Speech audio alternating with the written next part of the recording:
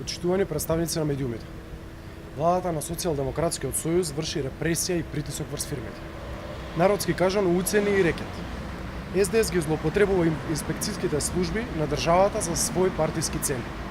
Неполни недела дена од затварањето на култните локали Палма и Тренд во аеродром, инспекцијата под команда на Сања Лукаревска и нејзиниот пријател Стефан Богаев го затвори познатиот локал Гроз кафе. Ова е класичен удар врз фирмите и угостителите и е пример за политичка тортура. Заев се плаши од граѓаните. Знае дека на престојните локални избори ќе претрпи тежок пораз, особено во Скопје. Токму затоа е во паника и влече вакви насилнички потези, каде бизнисот е тој што страда.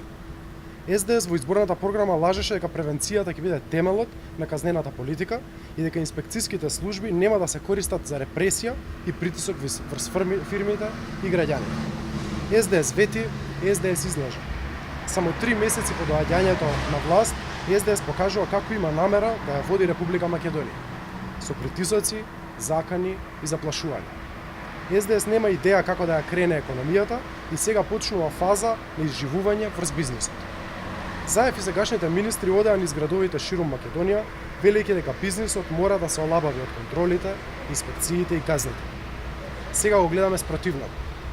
СДС гледа на државните служби како средство за остварување на своите партиски херои.